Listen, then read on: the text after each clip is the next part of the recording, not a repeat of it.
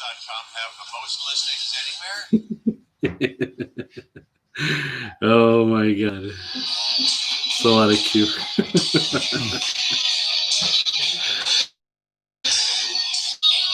Alright, guys. Let's get into this right now. Hey, what's up, everyone? How's everyone doing out there? This is another edition of the Wrestling Weekend Recap. Jade right here with you guys, and I'm Ace X, and we welcome you to another edition.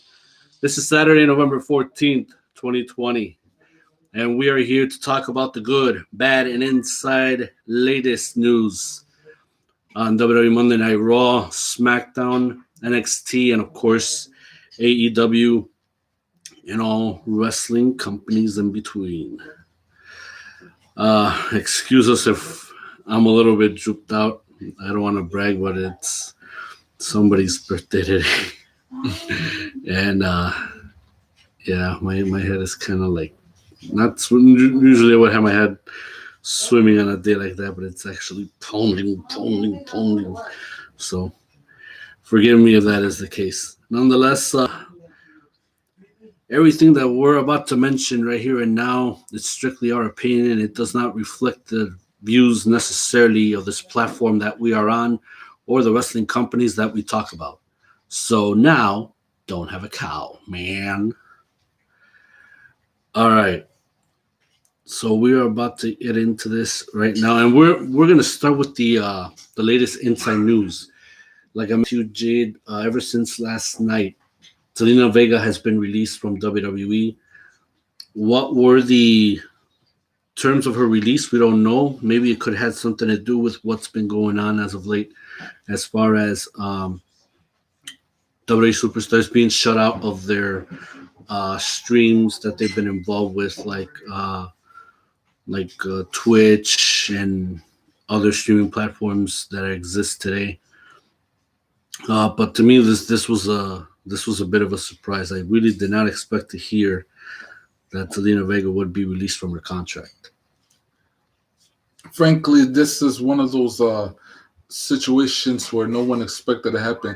I mean, Zelina Vega is like one of several WWE superstars who has an additional media outlet who said this is what we do on the outside, because some of you already know that some of the WWE superstars, like what is Zelina Vega, what is the phenomenal AJ Styles, or what is I'm trying to remember the name, Xavier Woods and others. They have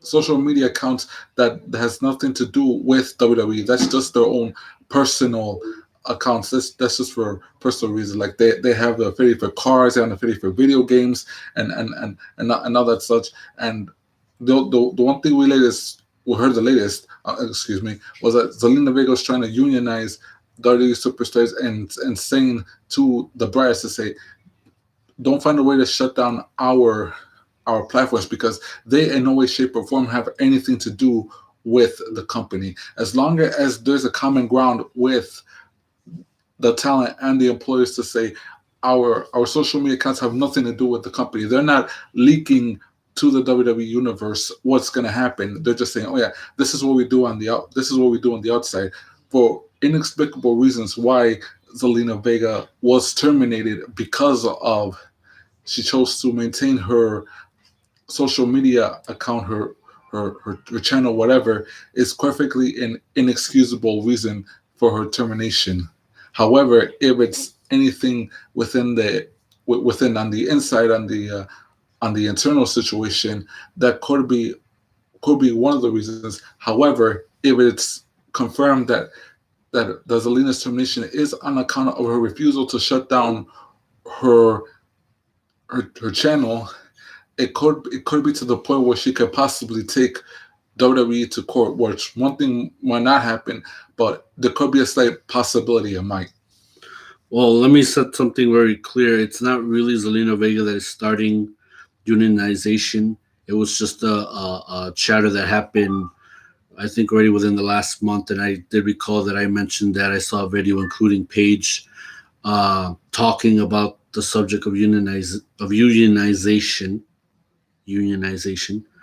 when it comes to WWE superstars, having their own platforms like Twitch and other similar streams like those, where they can, besides uh, being involved with WWE television, and afterwards, when they're done with that for the day, then they got their own time to do it however they want.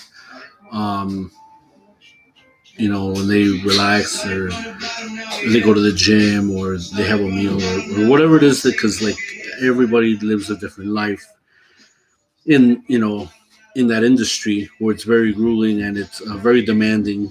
You put your body on the line 24/7, 365 days a year, and I'll never know what it's like to be in their shoes. But obviously, from what I see, from countless documentaries from all these different superstars, they live a very grueling life. It's all about taking care of themselves, and and be in a profession, where they can achieve their dreams and goals, and aspire to be the best damn athlete they can be. And that is not just for one company; it's for the companies that exist around the world. When you're the major leagues, the minor leagues, to every other company, indies company, or promotion that exists around the world, you're in that profession because you want to be the best. You want your name to be talked about for years and generations to come, and that's what it's all about.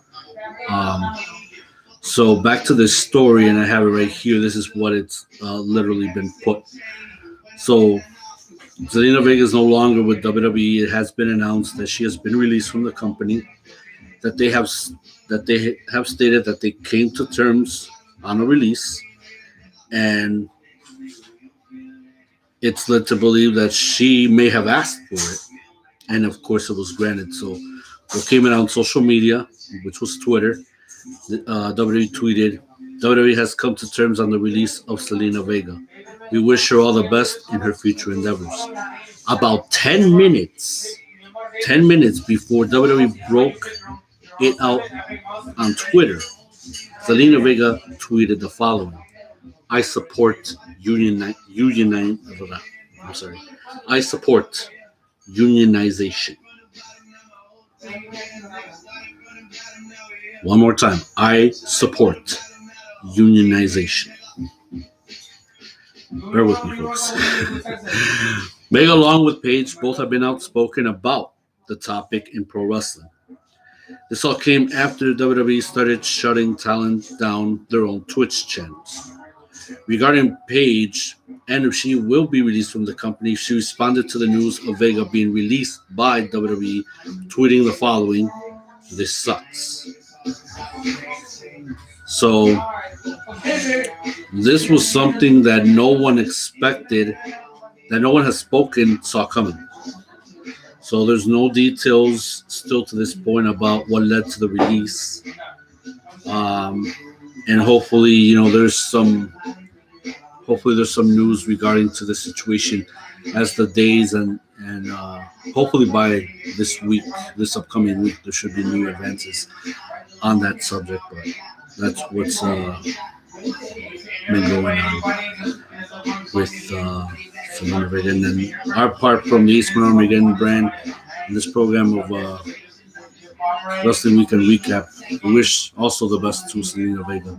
At least we got to see, some matches, whether it be Raw or SmackDown, but not the ones that, we would wish that we can remember her by. Since I recall her seeing more out of her when she was Rosita from TNA at that time. But nonetheless, it's still a pattern, a track record within the sport of pro wrestling. So it definitely means something, nonetheless. So now we're moving on to something here, and this actually just came out here today, and So it is true. It turns out that remember I told you about the Fatal 4-Way match that unfortunately you missed.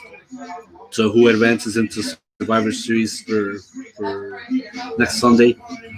Not this upcoming Sunday, but next Sunday, where it was Natalia, it was Liv Morgan, and it was Tamina, I believe. And then, of course, adding to the match the debut of Chelsea Green. Chelsea Green got her exposure to SmackDown last night, and to me that was a shock. That really was a shock. Oh, so it turns out she broke her wrist again. So once again, I don't know if this is going to be permanent damage or we'll just get into the story right here. So it says this: Chelsea Green has broken her wrist again. Adam Pearce announced a triple threat match with the winner joining the SmackDown Women's team for Survivor Series. After he announced the match, Chelsea Green appeared in the office. Of course, after the break, when the match was about to start, Green was announced as being added to the match. Then, about a minute into the match, Green, along with Natalia, sent Tamina into the barricade, and then Green jumped up on the apron. She jumped up on the apron. Green was then drop kicked off the apron when she landed on the ground to grab her left arm. So it was reported that Green had suffered a broken wrist. The finish of the match was also changed as Green was slated to win. So she originally, story-wise, she was set to be the winner and advance to Survivor Series. And that didn't happen because once again, she injured herself. So when she went down with the injury, the story, I guess that all got in with the moment. So the outcome of the whole view was changed for Liv Morgan to win the match and for her to advance to the team, the SmackDown Women's team at Survivor Series. Well, I gotta say this is really unfortunate.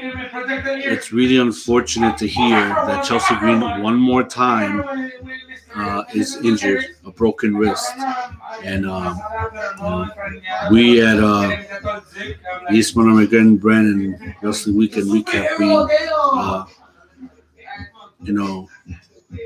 we send our sympathies and we wish her the best in her recovery. Hopefully, we'll get to see Chelsea Green back better than ever. But it's unfortunate having to come back and then just re-injure yourself. Obviously something bad happened, and these things happen. But it's unfortunate for Chelsea Green that this had to go down precisely on the night that she's back on TV. And it says right here, Green also confirmed the injury herself on her Instagram, posting a picture of herself at the hospital and with pictures of her X-rays. Yeah. So, and then of course she put on her Instagram, just another twist in my WWE story. If you wonder where I went after my entrance, here's your answer. Another broken arm.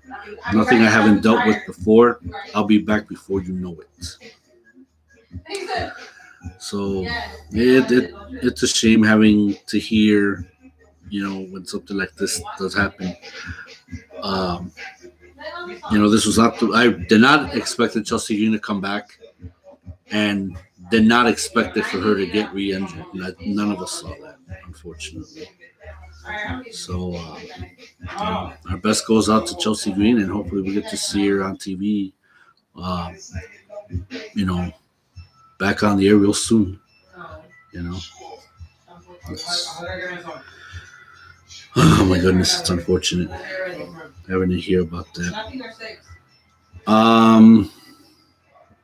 Moving on,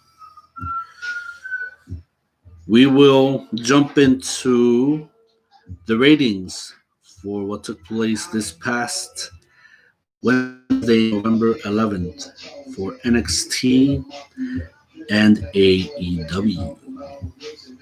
In your opinion, Jade, um, let's see both shows are. Yes.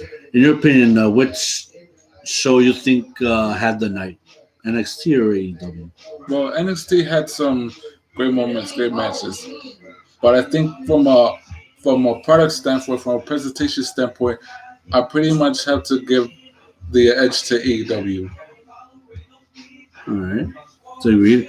Yeah, there were some segments that I like in NXT.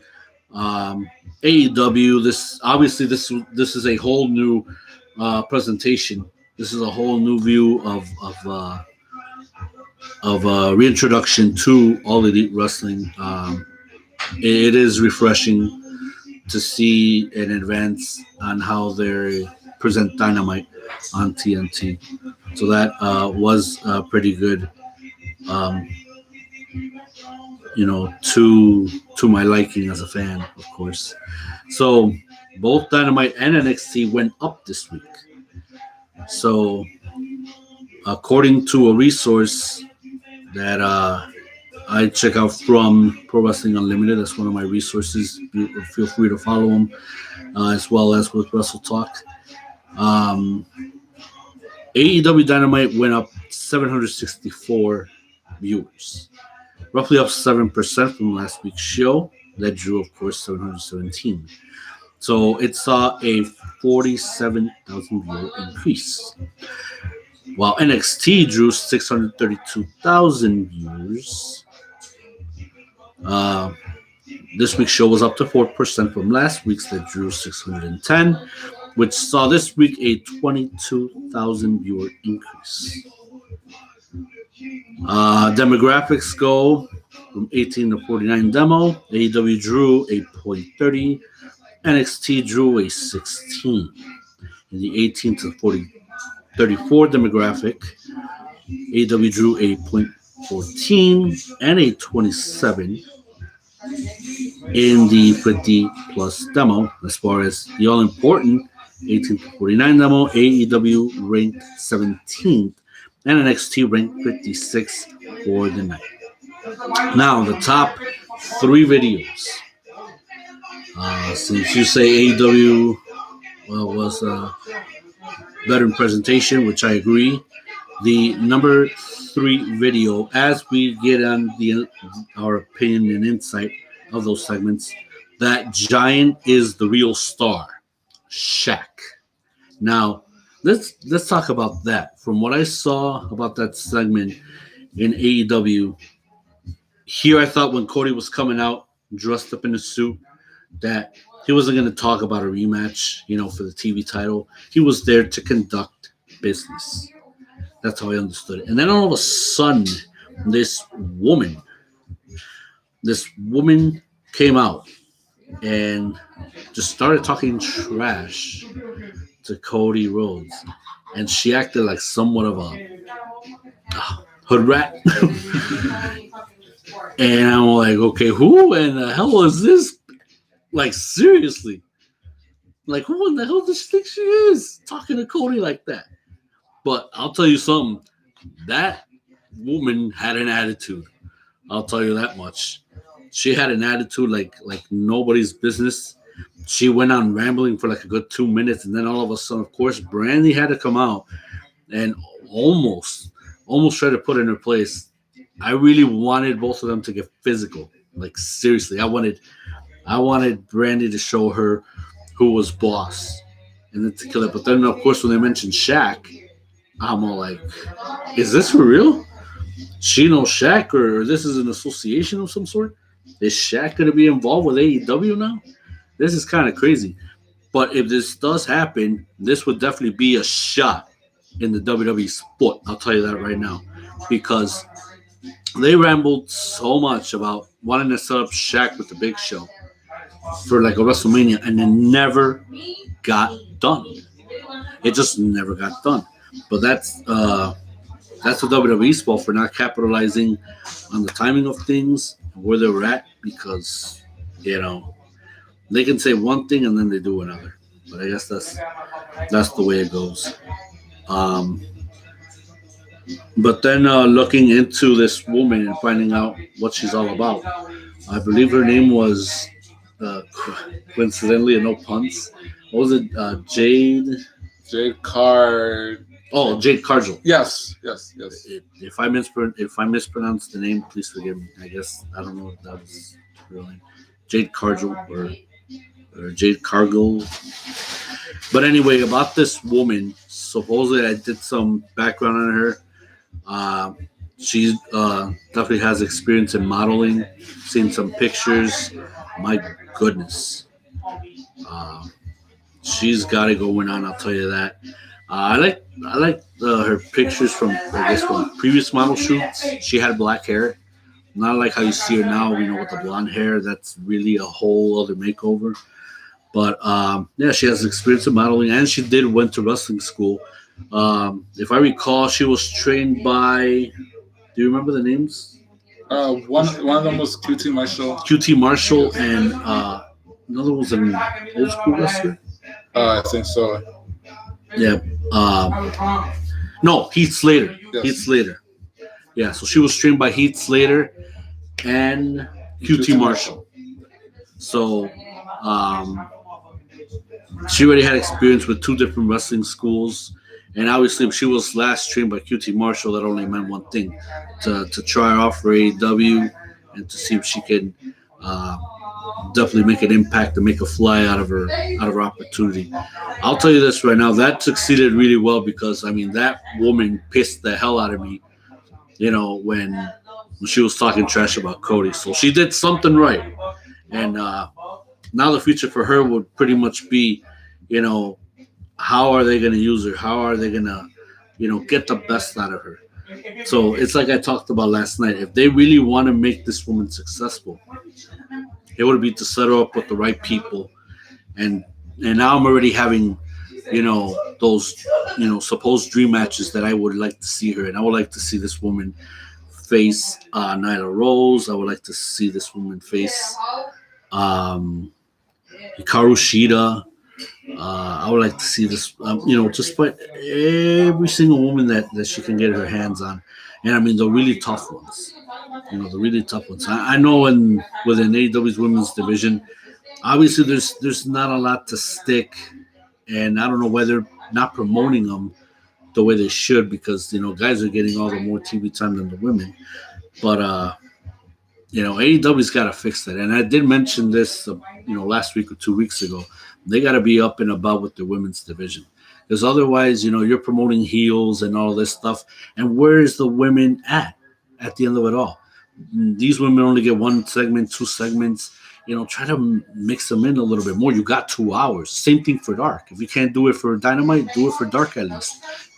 Mix it up a little. I think on Dark, recently in maybe the last 2 episodes, they are adding more women's matches. I've been seeing more tag team matches with women than singles, but still, it's like you got to give these women this opportunity of displaying themselves. I'm still not over with Lady Tapa, unfortunately. How the hell are you going to give her first loss in AEW to Kylan King? Not to say, and like I mentioned before, not to say that she don't deserve it, but still, I know more about Lady Tapa than Kylan King. Kylan King, I just barely met her. Or just know about her now. Lady Tapa, ever since Impact Wrestling. So what does that say? And it doesn't matter if Lady Tapa has more experience than Kylan King or if Kylan King has more experience than Lady Tapa. But still, I know of Lady Tapa more than Kylan King. But, that's just me. All right. So moving on, the number 2 video, MJF, his induction into the Inner Circle. Now, what the heck did we just witness here? Are we seeing something like the Hall of Fame type of crap, or what the heck? But nonetheless, it's kind of comical. I don't know. MJF was talking like if he was back in the 90s or something like that. I don't know, like this guy, like seriously. And of course the beef with Ortiz, not happy with MJF being a part of this group, and and all of that, and it's kind of insane,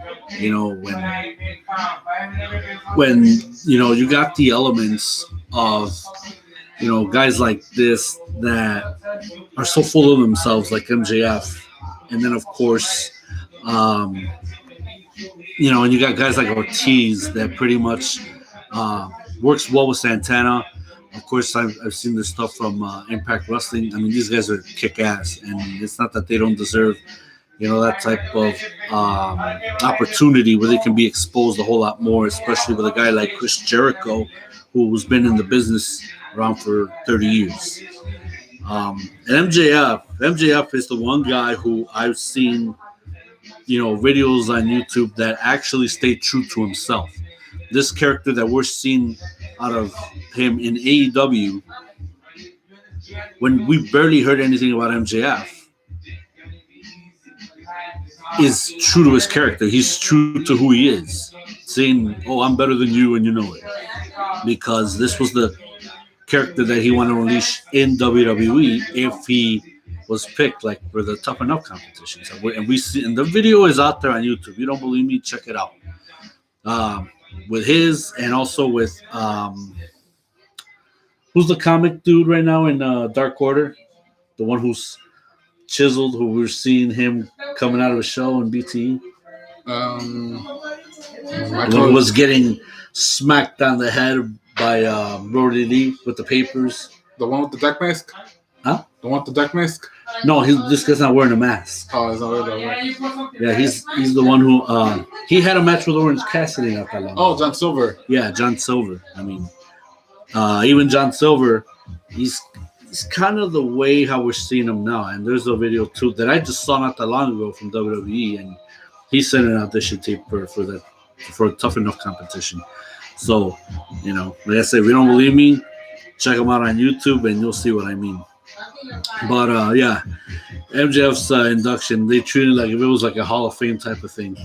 And I'm like, wow, these guys, like the balls on them, like nuts. But still, I mean, the act with MJF and Jericho is priceless, of course. This thing can only go so far, and I'm telling you, this is something that I think we're going to be glued to for a very good while. So as long as they keep that material coming in, I think that segment is going to be golden for a good while. And the number one video on YouTube is Pac is back. So yeah, Pac is back. That's a good thing. But here is, I think, a swift kick in the balls.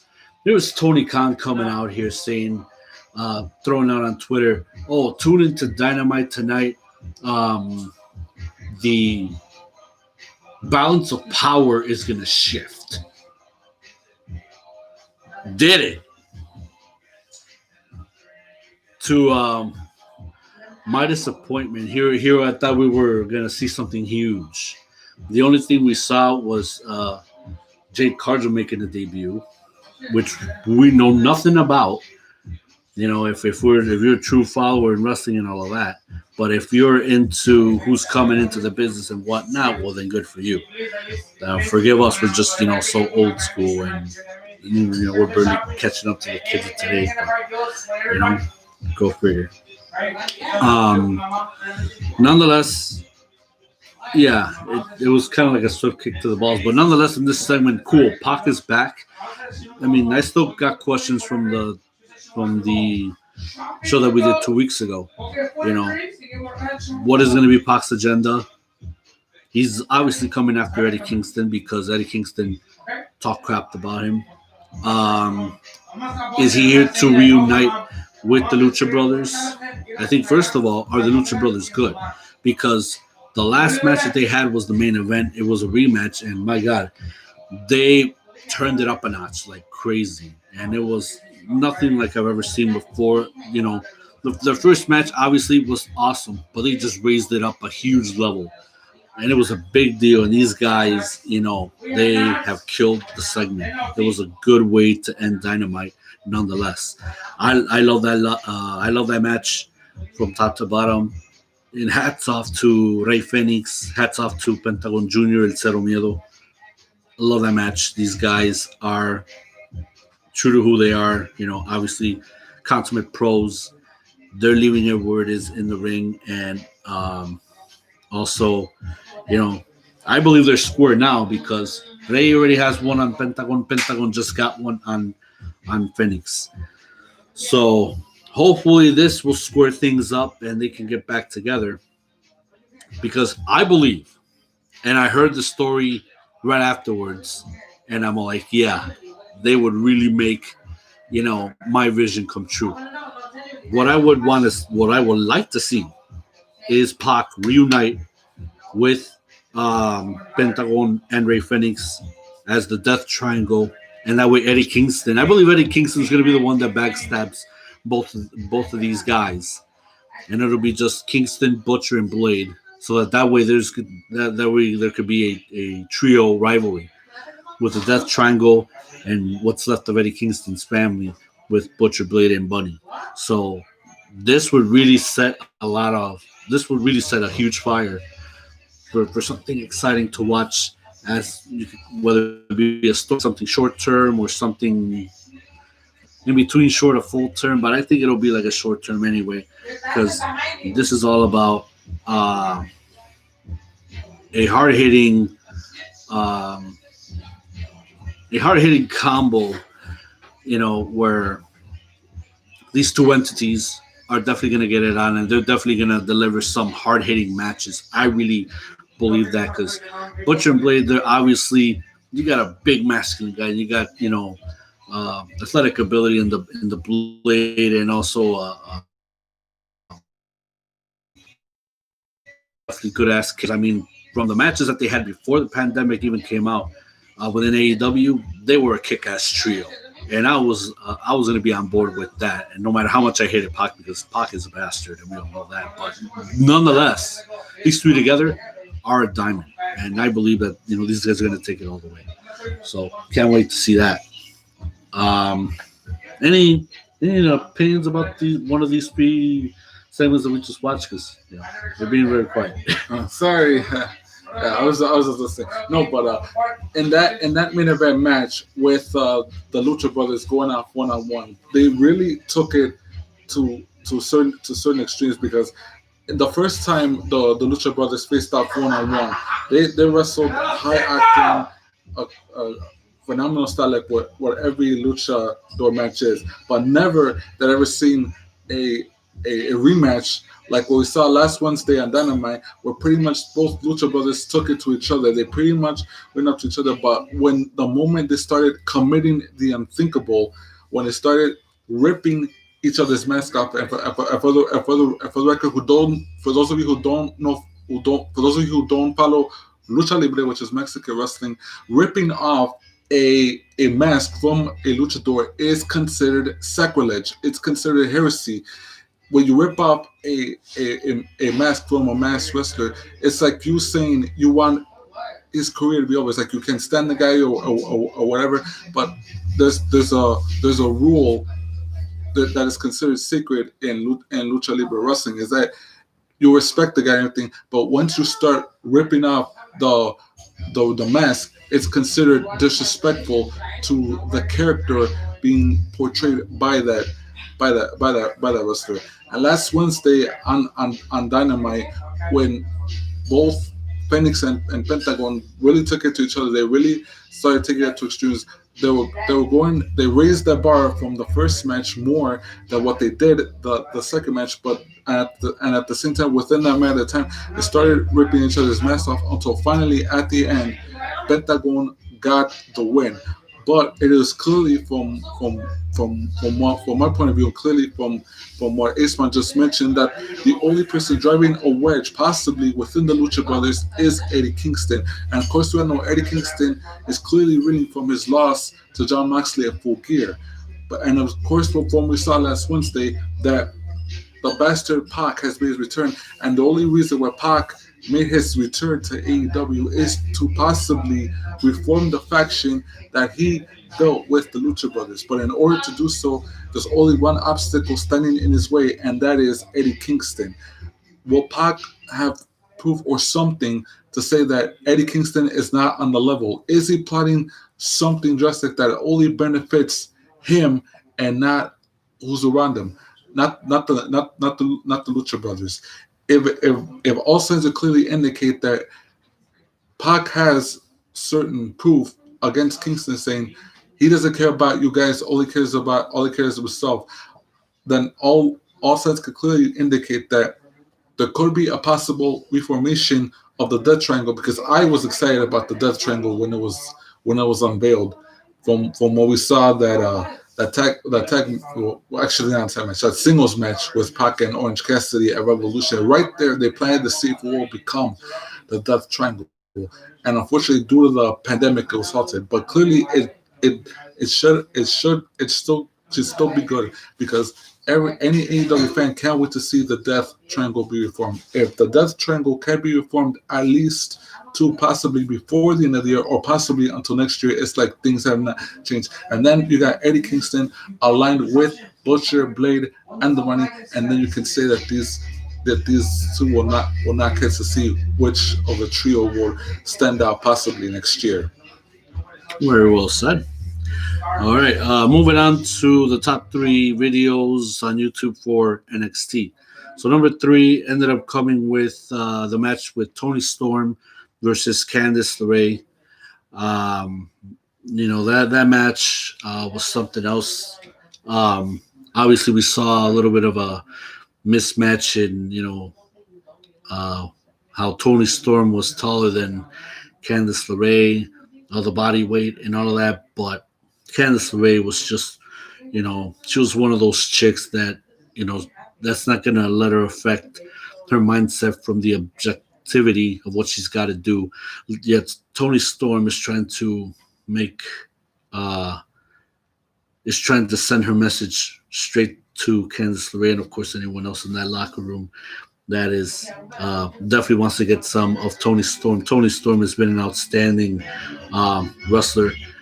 Barely catching up to what she's done in NXT UK, but she was a huge dividend, for that women's division. And I know she'll definitely do the same for NXT.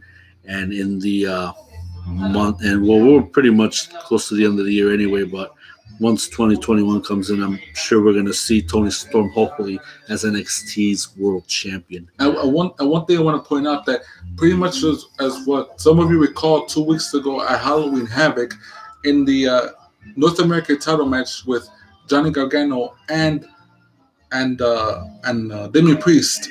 Yeah. Inexplicably, a figure who was wearing the Scream costume interfered on behalf of, well, I guess we should not say the now former North American champ, because of course we're gonna address that situation, and we all thought that it could have been Candice LeRae. However, if we saw that match last Wednesday, it was clear that Candice LeRae has someone on her side, and we had no idea who it was until the identity of this mystery person is revealed. It happens to be none other than Indy Hartwell.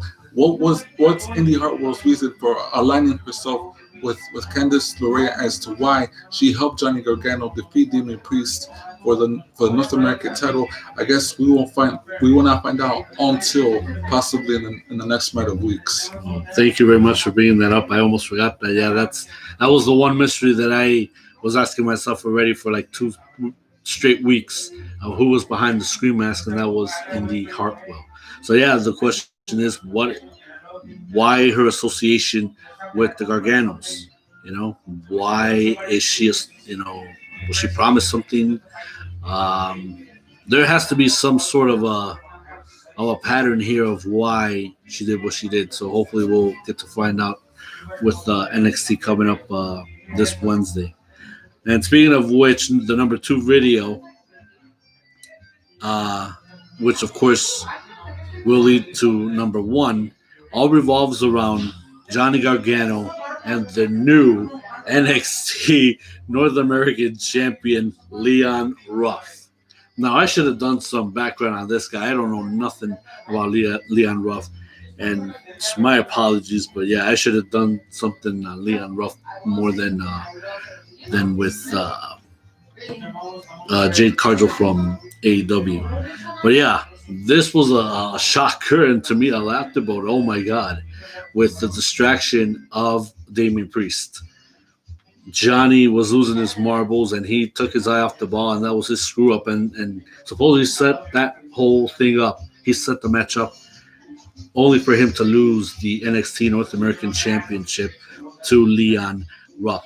So the number 2 video, Gargano is incensed after losing the title, was of course number 2, and that had 191 views from the last couple of days, as reported, and number 1, which was called Leon Ruff stuns Johnny Gargano to become the new champion, over 318 views from 2 days ago. Yeah. I was like, what the heck are we watching here? It's just, I was just completely nuts, to be honest. But yeah, that's what took place as far as the Wednesday Night Wars continued.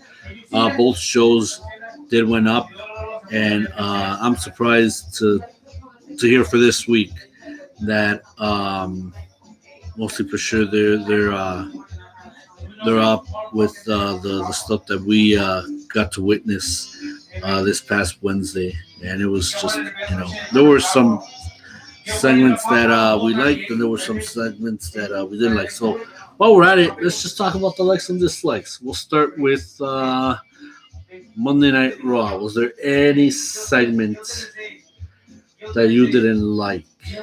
I'll point it out.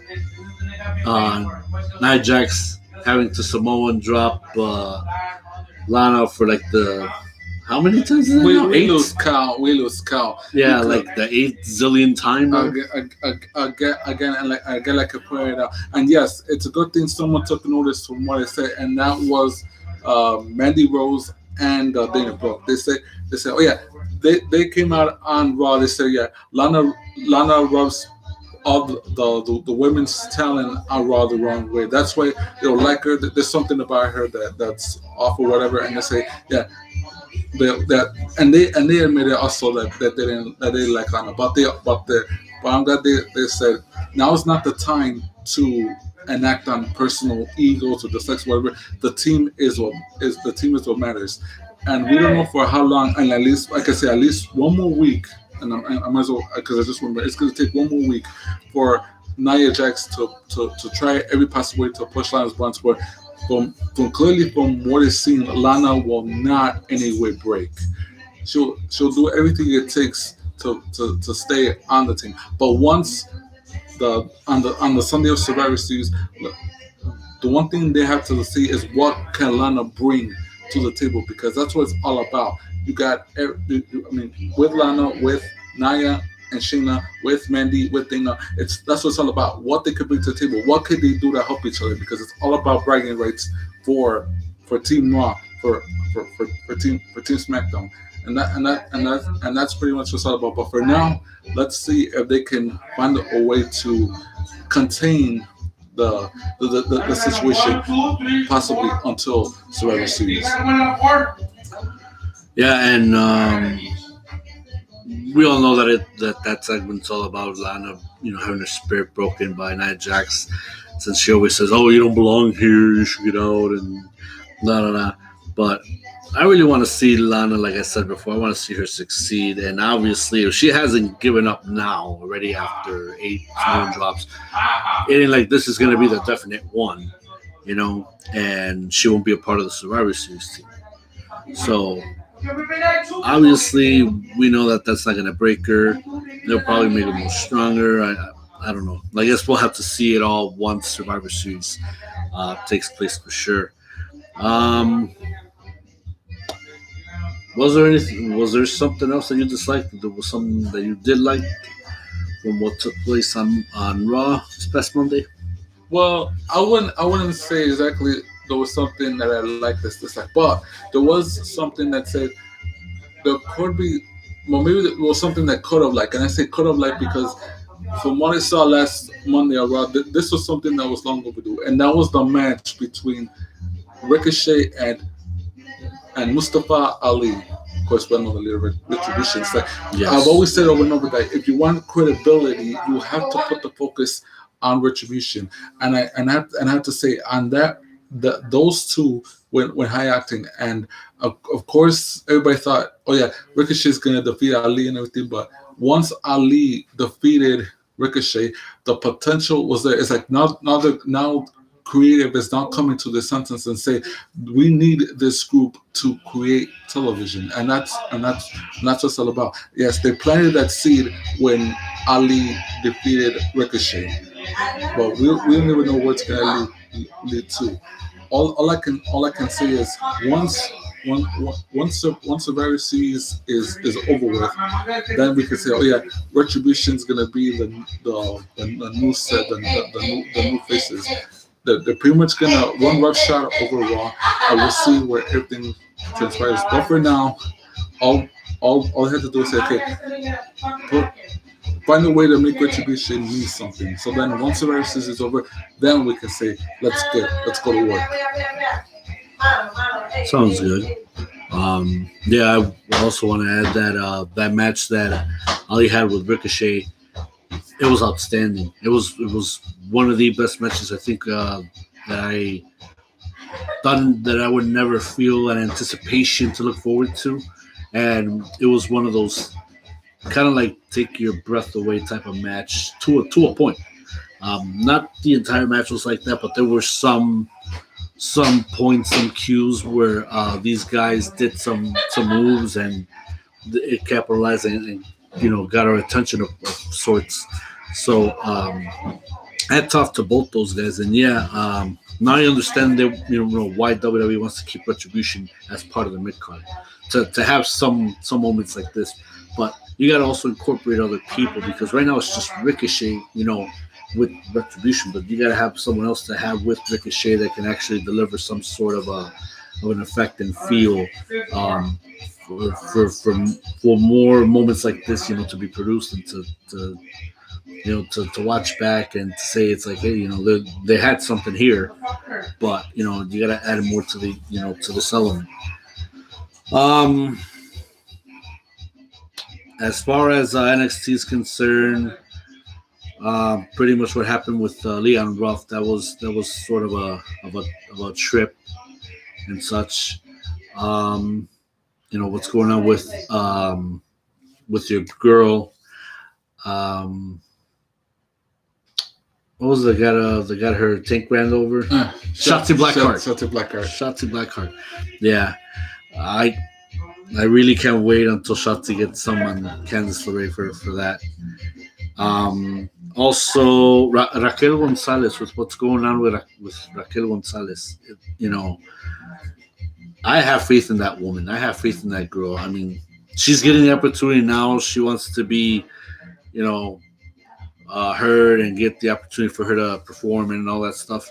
It's obviously working. She's getting her moments and stuff like that. But I think what would benefit best if she had some type of another rivalry, because I felt the one that she had with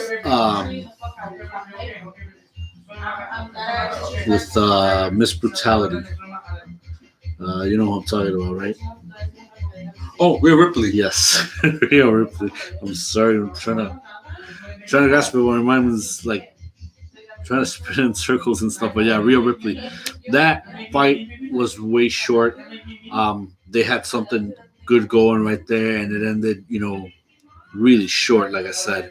But if Raquel can actually have a match with someone and have a little bit of a little bit more build, and maybe that could have like more than a 1 month setup and stuff like that, I think Raquel can definitely show her stuff a whole lot more, because like I said, I believe in what she's got, and she can definitely take it to the limit for as far as she can go all the way. But of course it's all about the brass that can give her the green light to do such a thing. Still hating the Kings of NXT. When the hell is Undisputed Era going to come back? Because I already had enough seeing these clowns on TV saying that they're more than the Undisputed Era. It's just suck ass. Well, we I already hate saw Pat McAfee without passion. we already saw the first week when they started running roughshod because they found a way to take the NXT tag titles away from Breezango, and of course we saw last Wednesday when and from well before we get to the rematch, we found out that the self-proclaimed kings of NXT claimed another member of the roster, and that was Killian Dane. They hurted Killian Dane real bad. It's like what point are these men trying to make? I mean, Lorcan, Birch, the Bruiserweight, McAfee especially since he's the ringleader of the whole thing. But clearly, I mean, finding a way to take the NXT tag belts from Breezango wasn't enough. They had to hurt Killian Dane, and now let's go to the rematch. And just when Breezango was on the verge of getting those tag belts back again, the self-proclaimed kings found a way to pull tricks, and then at the end it was just complete carnage with McAfee and his guys, with Breezango, with Drake Maverick, who was showing he could be side by side with Killian Dane. But now the question is, this Wednesday, how low will these four men stoop to prove the point? Who else are they going to end up hurting or possibly injuring? All I can say is, for those of you that can't wait to watch NXT next Wednesday night, all we can say is watch, and then we'll see what happens from there. Now we're moving on to SmackDown. There were the one thing that I didn't like, of course, was watching the match that went from a triple threat to the fatal four-way, where the woman advances to the women's team for Survivor Series for the SmackDown side. The unfortunate news that Chelsea Green injured her wrist, so obviously for her to come back and to get re-injured, that was completely suck ass. We wish her the best when she comes back. That was a dislike. The two likes that I liked was Drew McIntyre showing up out of nowhere and getting into Roman Reigns' face, telling him that he don't need to worry about Randy Orton. He needs to worry about Drew McIntyre when he gets back the WWE Championship, and then it'll be him and Reigns at Survivor Series. And of course, the main event that led to Jey Uso fighting Drew McIntyre, and for McIntyre winning the match, and pretty much telling Roman, it's gonna be me, it's not gonna be Orton, so don't worry about him. The no holds barred match, the end of the chapter between Rollins and Mysterio. That's going to be the last thing we're going to be addressing, because this is something that, okay, what's going on here? What's leading all of this? So supposedly the word is Seth Rollins will disappear from television after Survivor Series because he wants to be there for Becky Lynch, because it's going to be that time where their future baby's gonna be brought into the world, and we can't wait to hear when it takes place, how everything turns out. That'll be the day that I'll be happy for both Seth Rollins and Becky Lynch as well. I still believe it's going to be a girl. I still believe, something tells me it's going to be a girl. I hope it's a girl. Good thing I didn't make any bets, but something told me in the beginning that it's a girl. I hope that's the case. I really hope that's the case. So that's the reason why what it led to Seth Rollins already ending his feud with Rey Mysterio and the Mysterio family.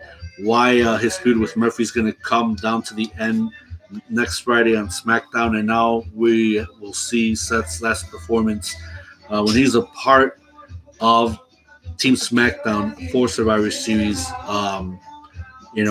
Coming up next Sunday on the network. So that's something huge that's in the works. And of course, I believe Seth requested the time. So, his feud with Mysterio, that's over with. And of course, they had a really good back and forth.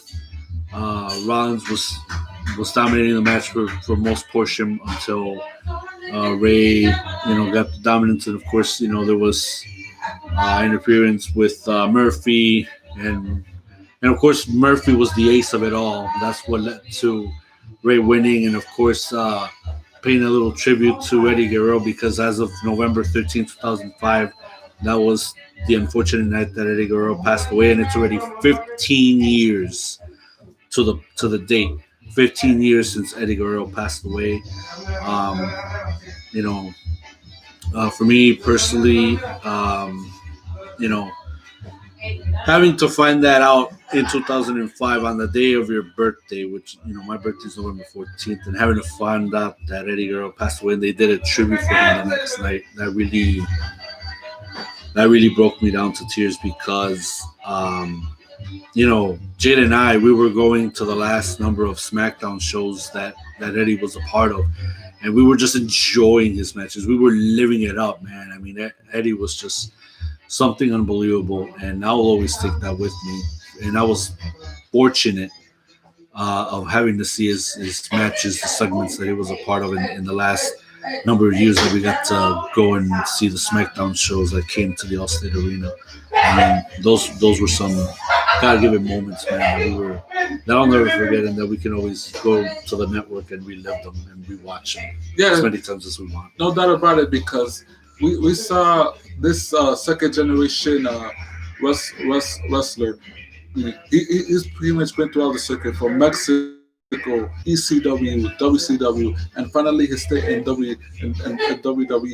The irony of the whole thing is that he made mistakes off camera that pretty much that pretty much caught up to him, and that's where everything transpired. And I want to make one quick point through the technical straits, because from what we saw last Friday on SmackDown, Seth Rollins may be out of the picture for the moment, and pretty much, yeah, like we mentioned, Murphy is not in the good graces of the Mysterio family. However, if we have to look beyond after Survivor, and we still see Murphy constantly preach about the greater good, all signs clearly indicate that this is not Seth Rollins' system. This is somebody. This is much bigger power. Much bigger power, behind the whole greater power. Are they saying that Rey Mysterio for a much bigger rival, possibly come next year, possibly WrestleMania, because we are only at least up to at least 4 months, and once Survivor Series is over, then it's December, and it's already WrestleMania season. That is the question. The rivalry with him and Seth Rollins is over, but the question is there a bigger enemy awaiting for Rey Mysterio? That's one thing we're gonna have to find out, possibly by next year. Well, this is one of my brother's speculations. I mean, this is nothing that's in the tabs or anything where we read off the feed from the internet or stories like that. This is one idea that Jay would love to see if it goes that route, and quite honestly, I think that would be something that would be interesting storyline wise, that hopefully we can see through, and that could be a next of what could happen with Rey Mysterio and the whole talk of for the greater good and such. We only got 1 minute or two. We want to close out talking about how AEW came out on this past Tuesday announcing the video games that they're working on. They're working something for the console. They already got something mobile, and then of course this winter they're gonna have out a mobile game that we could try out. So that one we're talking about is AEW Casino Double or Nothing. That looks, my speculations from what I've seen on the previews and trailers, I think that could be like a card game. Hopefully it could be like that, or because casino themed Double or Nothing. That could be the game that could be coming out winter time. The mobile game Elite General Manager, I think that one looks very interesting. They should unleash that like how NFL's doing the football drafts. I think NFL's doing that, or I don't know who Yeah, else. I think so. How they're doing, these drafts where you can pick players. What are those? Oh, fantasy football. Yeah, fantasy football. Thank you. They could do it like that, like during the season of fantasy football. That's when they should be unleashing every single time for every year. For league general managers. Since they're doing shows seasonally, that would be a heck of a concept to play mobile wise. I think for the console is going to be very interesting because they're working with Ukes, who've done video games for the WWF at the time, like No Mercy, like WrestleMania 2000, I believe, and those are for Nintendo 64. But I'm sure WWE at the time they did other games for Ukes, but those are just some examples I think of the hits that they came out with. But AEW is onto a good start when answering to the fans about when is a video game for you guys coming out, since almost every wrestling company of the 90s, or mid 80s, beginning from there, started coming out with video games. WCW had some video games back before Nitro became the hottest show during the Attitude Era, and they came out with Nitro Thunder and Backstage Assault and all those games. And ECW even came out with a video game as well. But WCW in the past, they came out with a couple of games that I don't think measured up to the video games to where WWE was going when it was WWF. Where WCW barely grasped those games. I mean, I got those games. ECW, almost same thing. But I think the WWF games, they kicked it up a notch. But I think now with AEW coming out with their own game, I think that hopefully, better graphics,